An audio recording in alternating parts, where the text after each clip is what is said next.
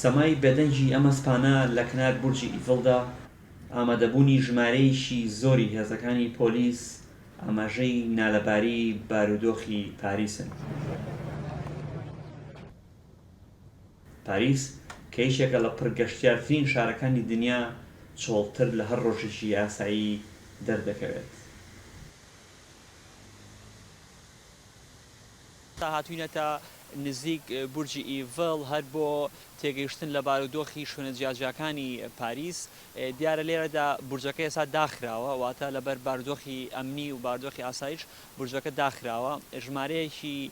ژمارەیەک لە پۆلیس و هێزە سەربازیەکان کۆبوونەتەوە بە شێوەیەکی گشتی خەڵکێکی کەم دەبینرێت لە 4 ڕۆژانی تردا. قسەمان لەگەڵ هەندێک کەس زاکرەوانی کە لەم کار دەکەن یا ئەو دوکانانی کە لەم ناون دەڵێن ژمارەیەکی کەم لە گەشتیاران ڕوو دەکەنە ئێرە. هەندێک لە هاوڵاتی فەڕەنسیەکان قسەمان لەگەڵ کردن، یەکێکیان خوێندکاری زانکۆی سۆربۆن بوو، باسی لەوە کردوتی من 2 ڕۆژە ناتومە دەرەوە لە ترسە. من سەرەتا 2 ڕۆژ نەموێرا لە ماڵ بێمە دەرێ، بەڵام دواتر بڕیارمدا کە بێمە دەرێ و بەیانیش داوامی زانکۆم هەیە.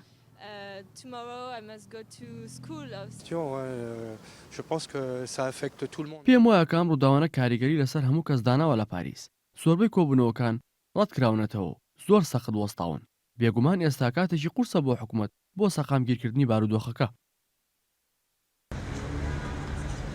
لە کاتێکدا هێشتا پەیتا خەڵک دێنە شوێنە گشتیەکان و تاجگوڵینە و مۆم بۆ ڕێزلێنان لە قوربانیەکانی هێرشەکانی ڕۆژی هەینی جێدەهێڵن، هەندێک بڕیاریان داوە گەشتی خۆیان بۆ پاریس بکەن و چێژ لە جێگە جوانەکانی ببینن. دوو هاوڵاتی ئەمریکی بۆ بەسەربردنی مانگی هەنگوینیان گەشتبوونە پاریس. بەڵێ زۆر تراژیدیا ئەوەی کە ڕوویدا، بەڵام ئێمە 3 مانگ لەمەوبەر بەرەم گەشتەمان ڕێخست بوو، بۆیە بڕیارماندا کە بین. هەرچەندە پاریس بە جۆرێکی تر دەبینین و ژمارەیەکی زۆر لە پۆلیس دەبینین. ئەوانی دیکەش سوور بوون لەسەر گرتنی وێنەیەکی تایبەت لە پاڵ بورجی ئیڤڵدا. دوای کردنەوەی شوێنە گەشتیاریەکان و هەوڵدان بۆ ئاساییکردنەوەی ژیان، پیشاندانی ئاڵای کۆماری فەڕەنسا لەسەر چەندین جێگە تەنها جددیەتی ئەم هێرشانە و کاریگەریەکانی پیشان دەدا لەسەر پاریس و فەڕەنسا. سەرنجخانەی زەنارتی پاریس.